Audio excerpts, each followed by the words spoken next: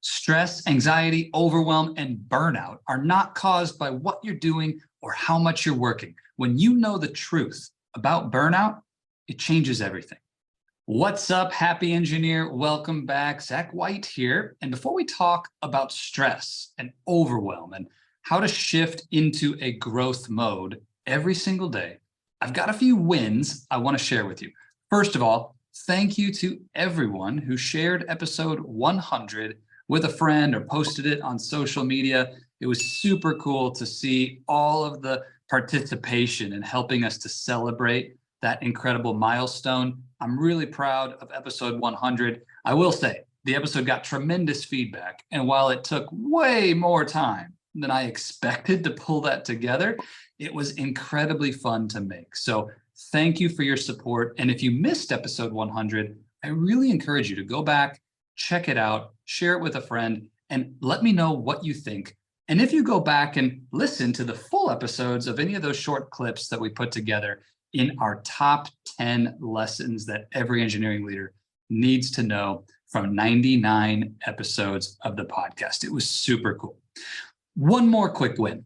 I want to shout out to Jim, who joined our coaching program, the Lifestyle Engineering Blueprint, about a month ago, because he'd been laid off in January this year.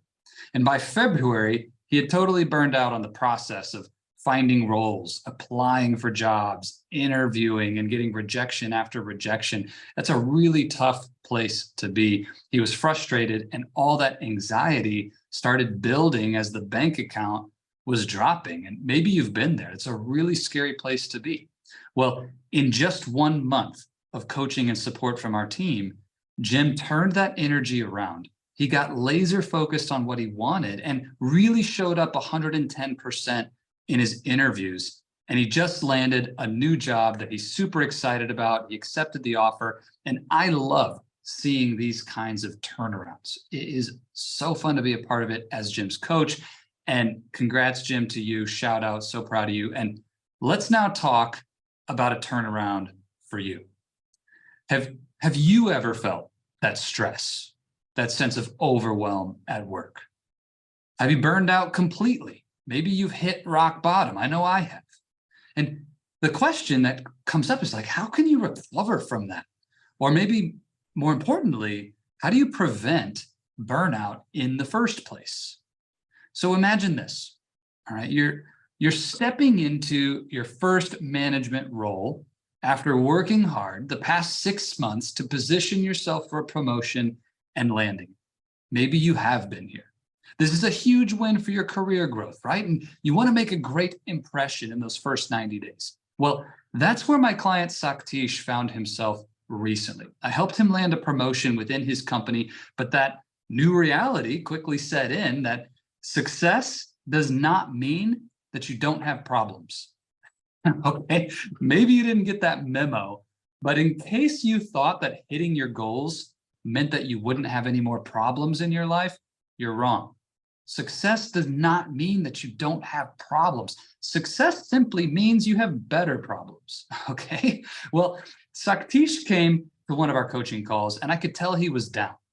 His energy was off, and he confessed in the call that he was feeling overwhelmed, stressed, like he was falling further and further behind on his goals for his new team and really ramping up in the role.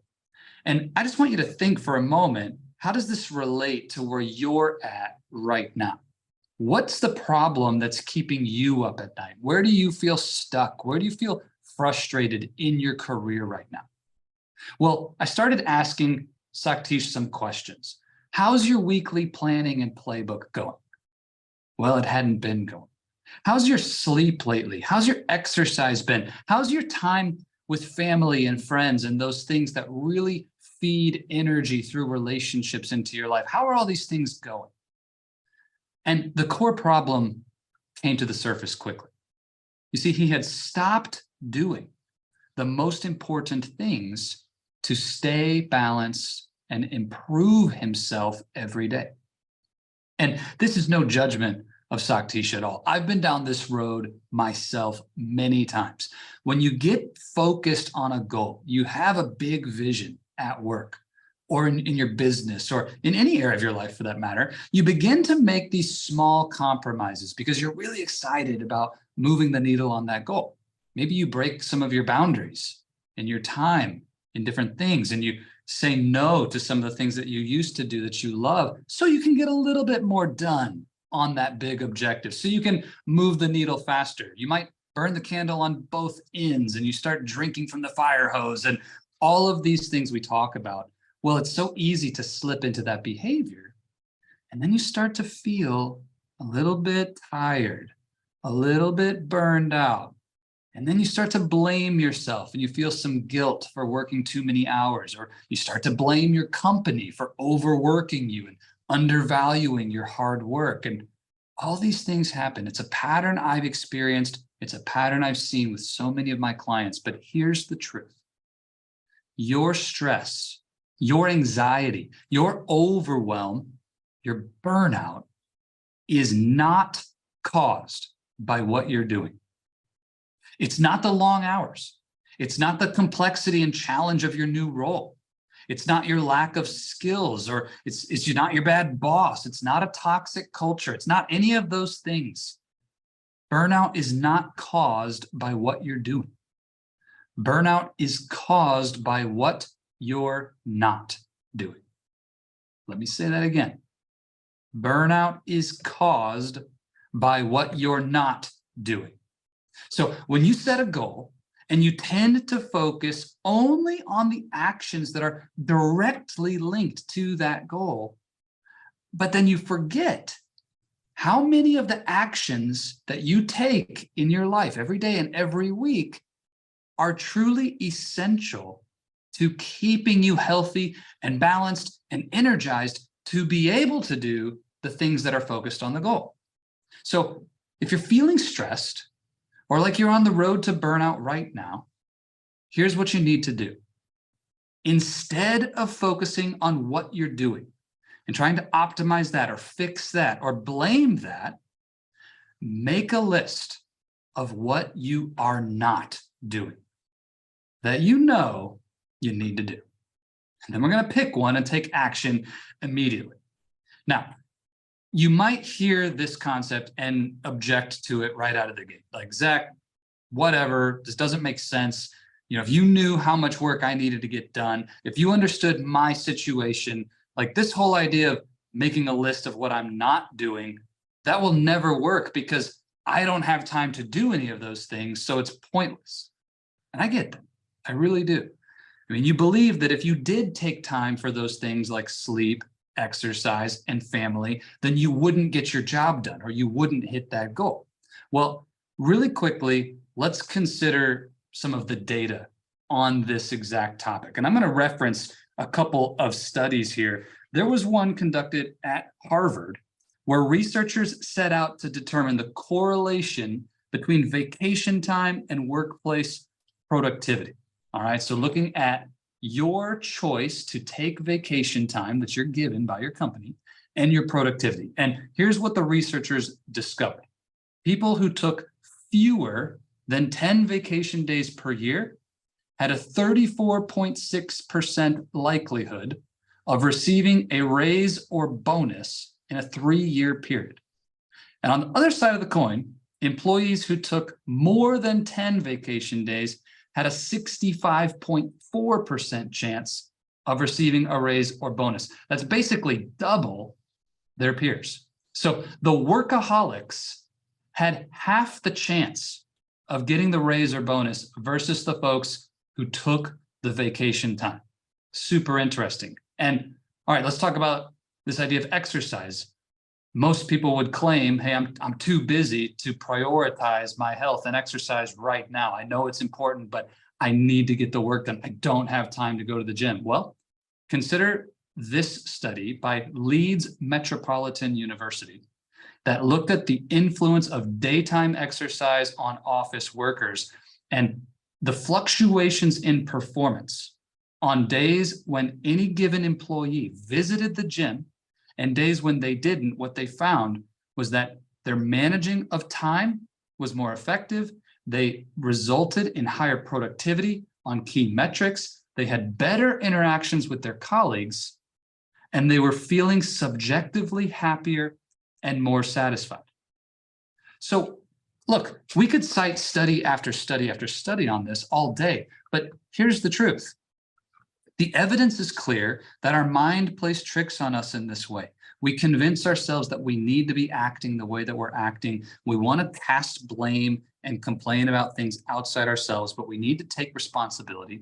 And I need you to know that it's not the things you're doing that are leading to burnout. It's the things that you stopped doing when you got so laser focused on that single goal. And it's these second order consequence choices, right? It's the things that you don't see the consequence right now. Well, I'm sleeping 2 hours less every night. Well, you don't feel that the next day, but you're going to feel that in a week, in a month, and in a year, more and more and more. Oh, I've stopped hanging out with my friends. I haven't been prioritizing time for social interaction and just having fun, doing things that I love, because I don't have time for that. I've got my job and my family, and I don't have time for my friends. Well, guess what? That infusion of energy into your life over time, it's going to be something that holds you back from being at your best. And the data is clear. You don't need to work 70 and 80 and 90 hours a week for you to get to a place of growth and promotion. In fact, to reference back to one other study, there was some interesting research done by a Stanford researcher named Alex Pang. He's the author of the book Rest. And he says that most people are only truly productive for 4 to 5 hours a day, or 20 to 25 hours a week. I mean, that's super interesting. And I know you're immediately going to want to object to that and say, well, I'm not one of those people. But guess what? Odds are you are. We all want to think we're above average, but the truth is there's an average for a reason. And we tend to probably be in it more than we think, especially on items like this. So grab your phone, open your calendar, and I want you to block 2 hours sometime in the next week, a single 2-hour time block just for you to get away from everything. Go to your favorite coffee shop, get out into nature, go someplace away from your work environment, away from the distractions of everything going on in your life, and create your list of what am I not doing that I need to do? What am I not doing that I know I need to do? Give yourself some space to reflect, decompress, plan, take a deep breath, and just separate from all these inputs of life so that you can get clarity on what it is that you have given up that you know keeps you healthy, keeps you balanced, keeps you passionate, keeps you energized. I promise if you will make that list for yourself and then take action to get those things back into your life. I'm not saying you need to put all of it in place all at once. It's very difficult to make these big swings. If you're burning out, if you're overwhelmed, I understand that you're not going to be able to cut 20 hours off of your work schedule next week, but just put one thing back from your list that you know you need. And then the following week, put one more back in, and then one more, and then one more. And you will begin to shift back to balance and maximize your growth every day, I promise. And I've got good news for you. Saktish, who I was mentioning earlier, he took time for himself like this. He made a plan, and within a week, he was back to high energy, flowing through his workday. And here's the thing, that overwhelmingly long to-do list, all of those things causing the stress and the overwhelm were still there. It's not like every problem went away immediately, but he was able to show up and crush it every single day because he started doing the things first that he needed to do, like executing his weekly playbook to stay aligned. I hope this helps you. Remember, burnout, stress, overwhelm, all these things are not about what you're doing. It's about what you're not doing. So stop what you're doing, grab your calendar and block those 2 hours right now. I know that this will help you. And hey, while you're at it, if you want help implementing this as part of a complete system to accelerate your career growth, to reach that next level, to get the strategies, the tactics, the tools, the mindsets, everything that you need, whether that's to escape burnout, find your passion again, or break through to a promotion and get what you want for that next level, regardless of where you're at, just let me know. You can join Jim and Saktish. You can jump into our coaching program exclusively for leaders like you in engineering and technology. You can find the information for how to apply in the show notes, or you can simply text the word lifestyle to 55444 and I'll get you the next steps. Listen, you don't get results by staying in your comfort zone. And if you keep doing what you've always done, you'll get what you've always got. So crush comfort and create courage by joining this amazing group of leaders who are hungry for the next level. I'd love to support you. This is what we are great at. So I'd love to see you there if we can help you in any way. But in the meantime, go get your 2 hours, make your list, take action now, and let's do this.